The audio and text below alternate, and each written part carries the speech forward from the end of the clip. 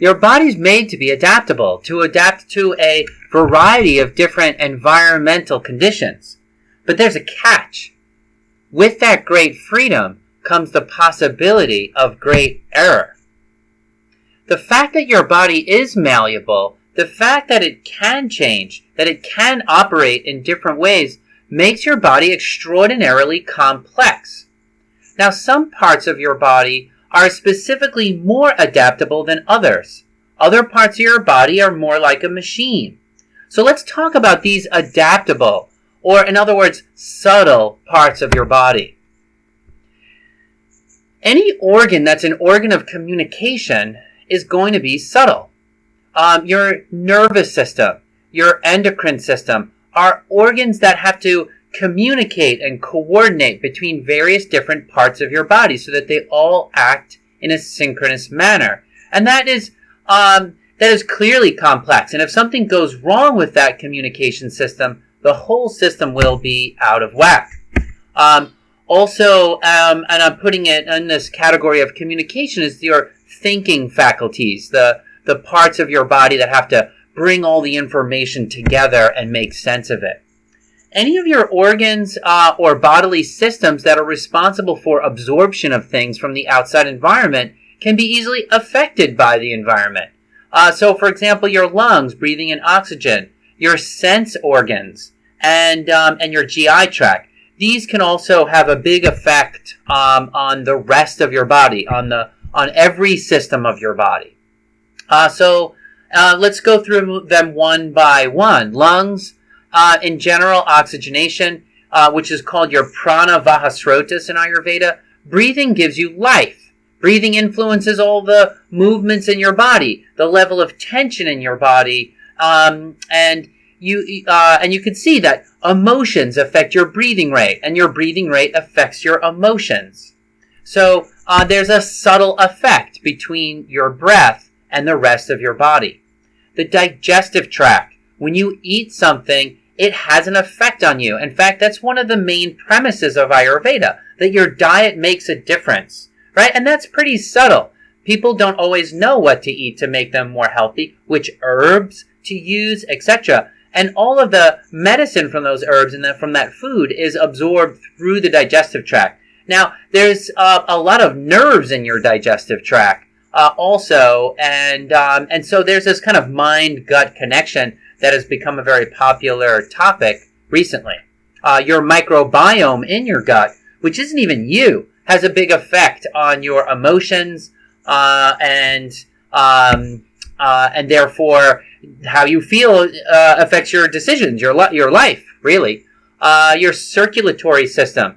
Anything that's in your circulatory system is going to affect your entire body, including your brain, right? We always like to think that and ideally it does work this way, that our intellectual ideas and thoughts and our feelings are somehow independent of the matter of our body. We'd like to think that because that means we can make choices independently and with great freedom.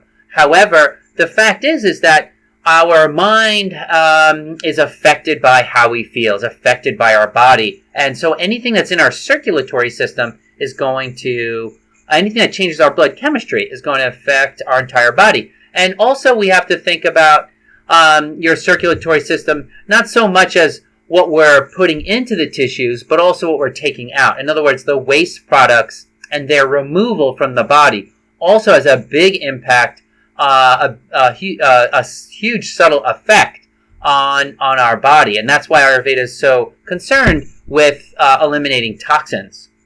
Your endocrine system is a chemical communication system that we have. Now, our neurons are electrical, but our endocrine system is, and this here is a picture of a neuron, because we're going to talk about the nervous system in just a second. But the endocrine system is chemical messengers. The HPA axis, hormonal signals. It's common to know that as your hormones change throughout the day, throughout the month, and throughout your life, that it has big effects on your body. Your nervous system proper, which is electrical, not chemical communication system, encapsulates the mind, the body, your spirit, or your soul. All your sense organs are interconnected with your nervous system, so that your mind can interpret the meaning of things and the essence of things. And our nervous system is very malleable. Our mind is very malleable. So let's get to the mind. Now, in Ayurveda, we separate the nervous system from the mind, and the Western medicine doesn't have this separation so much on a physical level, but I do think it's the proper way to think about it. That we should consider the mind as a separate thing from the nervous system, and we'll get more into that when we discuss the mind. But the mind includes all our desires and cravings, all of our instincts, which instincts are our desires and cravings, actually, our emotions. And again, all those four can be put into a similar category here. Desires, cravings, instincts, and emotions, in some sense, are all kind of the same stuff. Then we have our beliefs, which, we may believe in something, but also not have an emotion, or not have any affection for that, right? So sometimes our emotions and our highest knowledge or knowing what we should do are not always synchronized. We have learning and creativity. These are not formal philosophical categories, but just some general different functions of the mind. So our intellect is the most subtle body system of all, or the most subtle of our body systems. The intellect is one of our human powers. It's the power that seeks to know essence, right? That seeks to know the meaning or the nature of things. It's the human power that believes, evaluates, estimates, and chooses things. As we know, this faculty doesn't always perform perfectly. We might judge something to be not very valuable when it is, right? Or we might judge something to be wrong when it's right, or right when it's wrong. So we have to have enough humility to be open-minded, but we also have to be strong-willed enough to not be easily influenced. A really difficult line to walk. So our beliefs, our estimates, and our judgments affect our whole life because they affect our choices. And also they affect how we communicate with people. So very subtle.